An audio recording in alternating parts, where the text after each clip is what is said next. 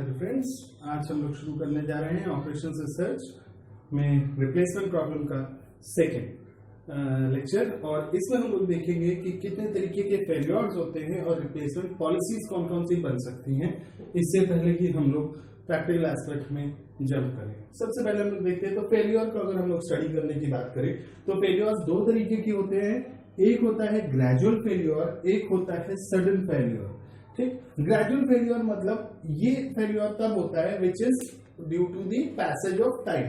समय बीतने की वजह से जो हमारा फेल्योर होना शुरू हो जाता है ड्यू टू द यूसेज। किसी भी चीज को लगातार इस्तेमाल करते चलते हैं, उस वजह से उसमें जो वेयर एंड टियर आती है, जो उसमें डिमिनिशन आता है उसकी क्वालिटी के यूसेज में, उसके आउटपुट में, वो जो फेल्योर है वो ग्रेजुअल फेल्योर है। जैसे हम लोग अकाउंटिंग रिटर्न्स में हम लोगों ने डेप्रिसिएशन देखा था, तो it is the annual usage. उसकी वजह से क्या है, आउटपुट में प्रोडक्टिविटी में कमी आना शुरू हो जाती है।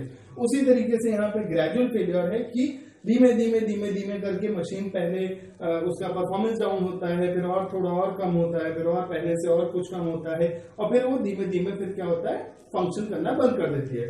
इसके लिए अगर हम लोग एग्जाम्पल लें तो मोबाइल फोन, जब आप नया मोबाइल फोन खरीदते हैं तो उसकी बैटरी 1 से 2 दिन, 3 दिन या 2.5 दिन, 3 दिन का बैकअप देती है। मगर जब 1 साल पुराना हो जाता है तो शायद बैकअप उस मोबाइल फोन की बैटरी का 1 से 1.5 दिन का रह जाता है, और पुराना हो जाता है तो 1 ही दिन का बचता है, और पुराना हो जाता है फोन थोड़ा और पुराना तो शायद आपको दिन में 2 बार चार्ज करने की जरूरत पड़े। ठीक है ना, तो ये क्या है, ग्रेजुअल फेलियर है। फिर आता है हमारा sudden failure. All of a sudden कोई मशीन हमारी क्या होती है, ब्रेक डाउन हो जाए। मतलब चलते जैसे गाड़ी का टायर पंचर हो गया, आपको नहीं पता है कि टायर पंचर कब होगा, आप उसको प्रिडिक्ट नहीं कर सकते। तो वो क्या, ऑल ऑफ अ सडन आप गाड़ी चला रहे थे और अचानक से गाड़ी पंचर हो गई, तो वो क्या, it is a kind of a sudden failure. Sudden failure को हम लोग सब डिवाइड करते हैं, प्रोग्रेसिव फेलियर, रेट्रोग्रेसिव फेलियर और random failure. Progressive failure is just like gradual failure, जो कि आपका अकर होता है किसी भी आइटम के या इक्विपमेंट के यूसेज के पैसेज के ऊपर, पैसेज ऑफ टाइम की वजह से। मतलब आप गाड़ी यूज कर रहे थे, आपने नया टायर डलवाया, तो नया टायर देखिए आप कंपैरेटिवली कम पंचर होता है और ज्यादा ड्यूरेबल होता है छोटे मोटे की बरस पर उसके, कि आपका एक टायर वो जो एकदम घिसा हुआ फ्लैट टायर हो जिसमें ग्रिप्स ना हो, ग्रूव्स ना हो, वो जल्दी आपका पंचरिंग के लिए होता है। तो वो क्या है, प्रोग्रेसिव। मतलब नया टायर कम पंचर होता है, पुराना होता जाता है, तो वैसे वैसे उसमें पंचर की वल्नरेबिलिटी या प्रोबेबिलिटी बढ़ती जाती है।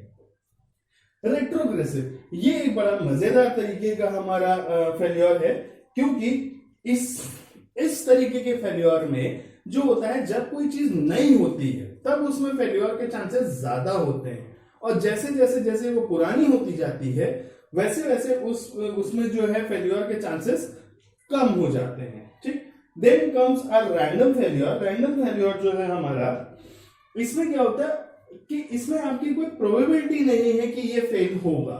ठीक है ना, it is like an unexpected failure, कि कोई चीज अच्छी चल रही थी और वो एट रैंडमली, जैसे जिस कैटेगरी में आ रहा है सडन फेल्योर, उसी में क्या है, ये एट रैंडम फेल हो गई। मतलब कल सुबह तक आपकी पानी की मोटर काम कर रही थी, कल रात में भी आपने पानी भरा तो मोटर काम कर रही थी, आज सवेरे आपने स्विच ऑन किया और मोटर काम नहीं कर रही थी, तो वो रैंडम थी। तो देयर आर नॉन प्रोबेबिलिस्टिक और age factors working in random failure. ये कोई नए फैक्टर्स होते हैं, कुछ भी हो सकता है, रात में वोल्टेज ज्यादा आ गया था इस वजह से मशीन में आपकी कॉइल जल गई या तार जल गया, या हो सकता है कि मशीन खराबी ना हुई हो, आपका स्विच खराब हो गया हो, है ना। कोई भी फैक्टर हो सकता है कि वो फेल्योर को प्रेडिक्ट करे, तो वो है रैंडम फेल्योर, जो कि एज फैक्टर पे काम नहीं करते।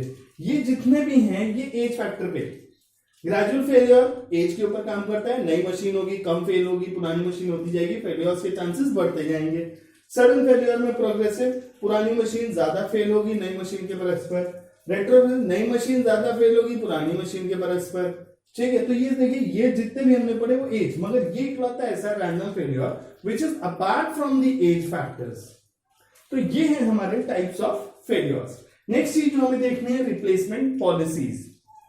ठीक है, रिप्लेसमेंट पॉलिसीज मतलब हम क्या रिप्लेसमेंट मॉडल और पॉलिसीज बनाते हैं कि कब कब हमें किसी भी मशीन, आइटम या इक्विपमेंट को रिप्लेस करना चाहिए। तो इसमें हमारे पास बेसिकली 4 तरीके की होती है। पहला, आइटम की एफिशिएंसी टाइम से डिटोरिएट हो।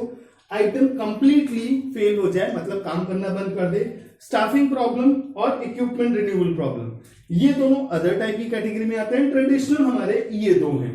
ठीक, आइए देखते हैं replacement problem of item whose efficiency deteriorates with the passage of time। ऐसे आइटम्स जिनकी एफिशिएंसी टाइम के पैसेज की वजह से घट जाती है, ये कौन से होते हैं? मैंने जैसे आपको एग्जांपल दिया था अभी पहले यहाँ पे कि मोबाइल फोन की बैटरी का एग्जांपल ले लीजिए आप, तो वो क्या है, जैसे जैसे समय बीतता जाएगा मोबाइल फोन की एफिशिएंसी कम होती जाएगी, उसकी बैटरी की एफिशिएंसी, बैटरी का बैकअप घटता चला जाएगा। तो वो चीज हमारी यहाँ पे, अब इसको हमने दो सब कैटेगरी में डिफाइन किया है। पहली ऐसी जब रनिंग कॉस्ट तो इंक्रीज होती है किसी मटेरियल की, मगर कॉस्ट ऑफ मनी वैल्यू जो है, टाइम वैल्यू ऑफ मनी, हम फाइनेंशियल मैनेजमेंट में जो पढ़ते हैं उस एस्पेक्ट को हम यहाँ पे कंसिडर कर रहे हैं कि मनी वैल्यू हमारी कांस्टेंट रहती है। तो एक पैरामीटर है where the value of the money remains constant, मतलब इट डज नॉट चेंज। इस मेथड में हम वैल्यू ऑफ मनी को कंसिडर नहीं करते हैं, किसमें, जिसमें एज फैक्टर को हम ले रहे हैं और असेट को हम जो है रिप्लेस करने की बात कर रहे हैं। ठीक है, जहां पे उसकी एफिशिएंसी एज की वजह से डिटेरिएट हो रही है। इसी में दूसरा मेथड है जहां पे रनिंग कॉस्ट तो इंक्रीज होती है with the passage of time, मगर साथ ही साथ वैल्यू ऑफ मनी भी चेंज हो रही है at a constant rate, at certain percentage rate value of money भी चेंज होती जा रही है। तो वो क्या है, हमारा सेकेंड मेथड है। दिस इज ए में अगर हम देख लें तो ये 1 हो जाएगा और ये हो जाएगा हमारा 2। ठीक, देन सेकेंड मेथड जो हमारा आता है रिप्लेसमेंट ऑन कंप्लीट फेल्योर। ठीक, मशीन पूरी तरीके से फेल हो चुकी है तब हम उसको रिप्लेस करने की बात करें तो इट इज मोर्टेलिटी टेबल, मतलब हमें इस मोर्टेलिटी को अगर हम लोग दूसरे शब्दों में स्टैटिस्टिकल वर्ड्स में लिखें तो हम लोग प्रोबेबिलिटी भी लिख सकते हैं, प्रोबेबिलिटी टेबल या प्रोबेबिलिटी डेंसिटी। ठीक है, ये दोनों नाम से हम इसको जानते हैं, probability density and probability table, दोनों नाम से हम इसको जानते हैं। ठीक है, और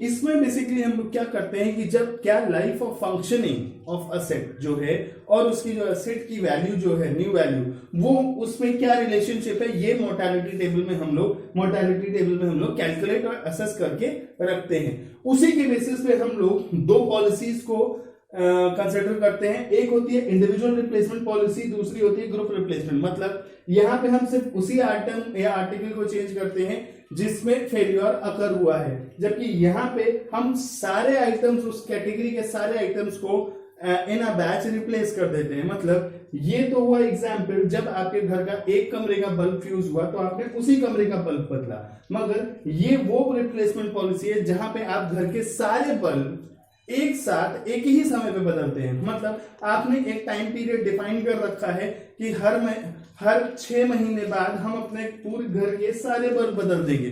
ये 6 महीने मैंने कैसे बोला, मोर्टेलिटी टेबल या प्रोबेबिलिटी डेंसिटी, मतलब लाइफ ऑफ दी मशीन या आइटम या इक्विपमेंट जिसकी हम बात कर रहे हैं। इसमें अगर हम देखें तो ये भी कंसिडर करना होता है कि किन आइटम्स पे इंडिविजुअल रिप्लेसमेंट पॉलिसी फॉलो की जाएगी और किन के ऊपर ग्रुप रिप्लेसमेंट पॉलिसी फॉलो की जाएगी। ये आपस में एक स्ट्रैटेजिक डिसीजन है, उसमें हम लोग जब इस पॉइंट पे आएंगे तब डिस्कशन पे चलेंगे। देन द स्टाफिंग प्रॉब्लम में जो हम लोग देखते हैं वो होता है कि हम लोग क्या रिटायरमेंट एज डिफाइन कर सकते हैं, क्या हम लोग अपने रिप्लेसमेंट प्रॉब्लम को यूज करके, रिप्लेसमेंट के जो टूल्स हैं उसको यूज करके क्या हम लोग अपनी इंडस्ट्री में एक रिटायरमेंट एज को डिफाइन कर सकते हैं, क्या हम लोग रिटायरमेंट टाइम को बता सकते हैं कि इस एज पे हमारा एम्प्लॉय रिटायर होगा। ये एचआर पॉलिसीज में भी होता है कि उनको पता रहता है कि हमारा किस प्रोफाइल का एम्प्लॉय कितने समय बाद रिटायरमेंट एज पे आएगा, तो हमें कब नए आदमी को लाना होगा ताकि इससे पहले कि पुराना वाला रिटायर हो, नया वाला उसकी जॉब को टेक ओवर करने के लिए या उसकी सीट को फिल करने के लिए रेडी रहे। Getting my point? Then equipment renewal problem is again maintenance problem. ठीक है, कि हमें अपना इक्विपमेंट जो है उसको मेंटेन करना है, उसको हमें क्या कहते हैं, रिन्यू करना है। रिन्यूअल इज रिपेयर और मेंटेनेंस, या नया ले लें। इसमें भी सेम प्रोबेबिलिटी डेंसिटी की बात आती है कि जब तक हमारी cost of repair and maintenance से is lesser than the cost of increasing the life of asset, ठीक है, is increasing the life of the asset, तो वो हम कंसिडर कर लेंगे। पॉइंट मतलब कि जब अगर हमारे रिपेयर करने से अगर हमने कोई रिपेयरमेंट किया और उससे एसेट की लाइफ 5 साल बढ़ जाती है, ठीक है, 100 रुपए खर्चा कर देने से अगर किसी इक्विपमेंट की लाइफ 5 साल बढ़ जा रही है और वही इक्विपमेंट अगर हम नया खरीद रहे हैं तो हमें 5000 खर्चा करने पड़ेंगे, तो it is better and wiser to spend 100 in place of 5000। तो ये भी यहीं से कैलकुलेट होता है इन सर्टेन एसेट्स के कैटेगरी के बेसिस में। ओके स्टूडेंट्स, अब ये था हमारा पूरा एक बेसिक मॉडल, ये हमारा फेलियर्स थे और ये वो एस्पेक्ट्स हैं जिनके हम प्रैक्टिकल क्वेश्चंस सॉल्व करेंगे अपने नेक्स्ट लेक्चर में। थैंक यू, जुड़े रहिएगा चैनल के साथ ताकि मैं ऐसे ही आपके लिए एजुकेशनल वीडियोस बनाता रहूं। Thank you.